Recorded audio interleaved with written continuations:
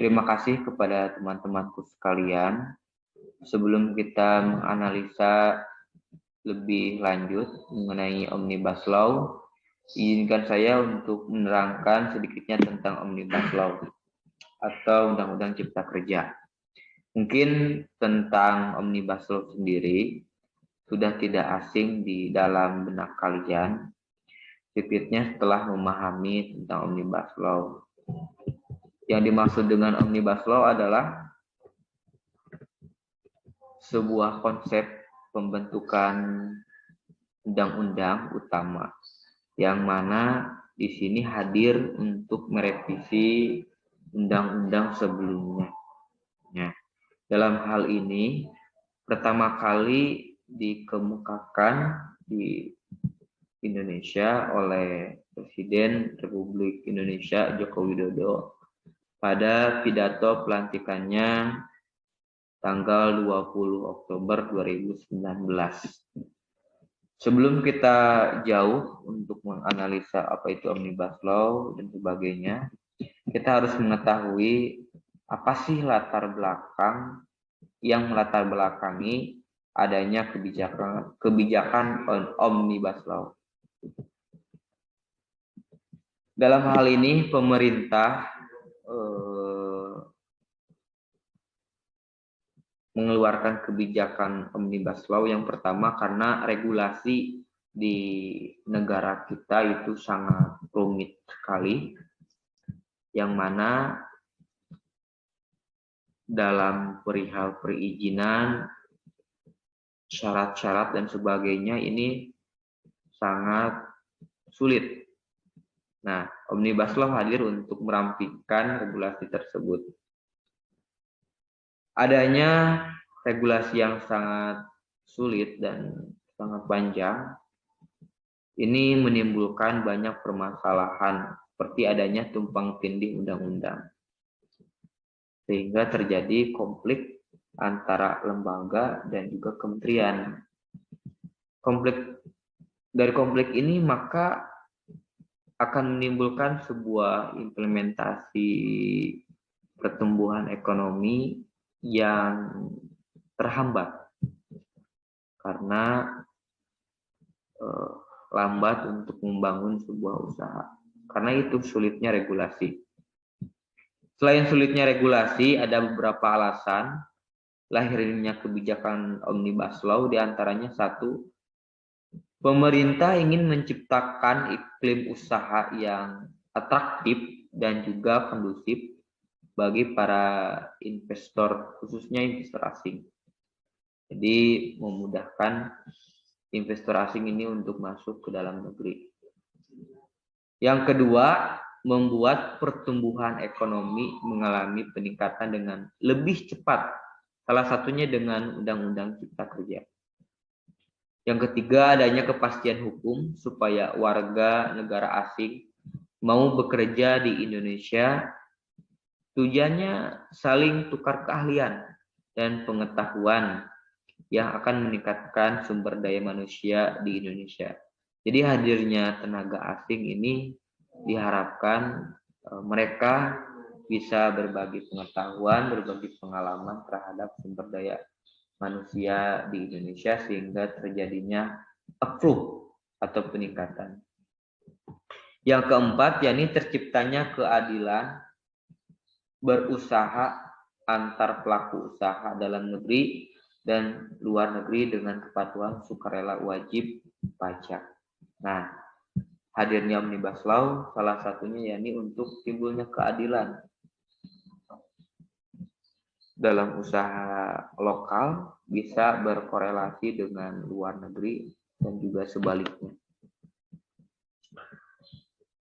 Dalam hal ini pemerintah mengharapkan adanya Omnibus Law ini untuk memulihkan ekonomi nasional, khususnya dalam mendorong transformasi ekonomi agar mampu menciptakan lapangan kerja baru bagi masyarakat. Ketika mudah menciptakan suatu lapangan kerja, maka akan luas sekali, akan banyak sekali kesempatan bagi warga Indonesia untuk bekerja seperti itu. Ini adalah tujuan kebijakan Omnibus Law itu sendiri serta apa sih yang melatar belakanginya. Tetapi dalam hal ini kita harus ketahui pemerintah mengambil kebijakan apakah sudah tepat, secara adil, sesuai harapan atau tidak. Untuk analisa lebih lanjutnya akan dilanjutkan oleh rekan-rekan sekalian. Terima kasih.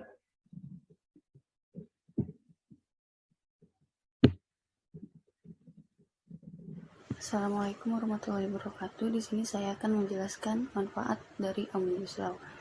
Di antaranya yaitu penyederhanaan dan penyelarasan regulasi dan perizinan. Dengan adanya Omnibus Law Cipta Kerja ini diharapkan perizinan berusaha menjadi lebih sederhana namun jelas. Isu besar dari Omnibus Law Cipta Kerja saat ini ada di penyederhanaan perizinan berusaha. Selanjutnya, pencapaian investasi yang berkualitas. Investasi bertujuan untuk memacu pertumbuhan ekonomi. Untuk mencapai itu, investasi perlu ditingkatkan sejalan dengan peningkatan daya saing Indonesia di mata internasional. Hal ini juga sejalan dengan poin pertama, yaitu penyederhanaan proses perizinan. Proses perizinan disimplifikasi dan dibuat berbasis risiko. Selain itu, diperlukan standar dalam proses perizinan maupun biayanya, menciptakan lapangan kerja berkualitas dan kesejahteraan pekerja secara berkelanjutan. Sebagaimana disebutkan dalam poin 2 di atas, terdapat kenaikan daya saing di Indonesia di mata internasional. Untuk itu diperlukannya lapangan kerja yang berkualitas. Hal ini juga diperlukan untuk mengurangi tingkat-tingkat gerakan. RUU Cipta Kerja ini diharapkan dapat memberi dampak positif, terutama dalam meningkatkan nilai perekonomian dan taraf hidup masyarakat. Yang selanjutnya yaitu pemberdayaan UMKM. Omnibus Law Cipta Kerja akan memberikan dampak produktivitas yang lebih tinggi terhadap usaha mikro. Dengan begitu, pemberdayaan UMKM dapat tercapai selaras dengan peningkatan daya saing di Indonesia. Pada intinya, Omnibus Law Cipta Kerja memberikan manfaat baik bagi perekonomian Indonesia, para pelaku usaha maupun para pekerja. Dengan adanya Omnibus Law Cipta Lapangan Kerja ini diharapkan dapat tercipta lapangan kerja yang produktif, lingkungan kerja yang sehat pun semakin lama akan tercipta berkat Omnibus Law. Sekian, terima kasih. Bismillahirrahmanirrahim. Assalamualaikum warahmatullahi wabarakatuh. Perkenalkan, nama saya Iqbal Ahmad dengan NPM 2035070055. Di sini saya akan memaparkan siapa saja sih sebenarnya aktor-aktor yang terlibat di dalam proses pembuatan Omnibus Law itu sendiri. Nah, menelusuri aktor-aktor penting mulai dari Satgas Omnibus Law, panitia kerja, hingga pimpinan DPR RI yang memiliki hubungan dengan bisnis tambang dan energi kotor, untuk menemukan jawaban siapa sesungguhnya yang diuntungkan dari regulasi ini. Pada saat bersamaan, konflik kepentingan para elit yang akan menimbulkan beragam kerugian publik, diantaranya dalam bentuk ancaman kerusakan lingkungan, juga itu dikaji. Melalui penelusuran itu, kami menemukan bahwa aktor-aktor penting yang terlibat di Satgas Omnibus Law, panitia kerja, pimpinan DPR RI, hingga beberapa kementerian terkait memiliki relasi dengan bisnis tambang dan energi kotor di Indonesia. Dari hasil penelusuran kami, mereka memiliki hubungan dengan bisnis tambang dan energi kotor batubara baik langsung maupun tidak langsung, secara pribadi, baik sebagai pemilik, komisaris, hingga direksi. Lalu sebelumnya telah ada 4 produk hukum kontroversi lainnya yang dibahas dengan pola serupa, terutama terburu-buru di antara Undang-Undang KPK, Perpu Covid, Undang-Undang Minerba, dan Undang-Undang MK. Undang-Undang Cipta Kerja adalah salah satu skenario oligarki untuk terus menimbun kekayaan. Pengesahan Undang-Undang Cipta Kerja menunjukkan bahwa para oligarki kini telah memperkokoh posisinya dan skenario mereka telah berjalan dengan sempurna, apalagi saat ini KPK juga sudah dilemahkan.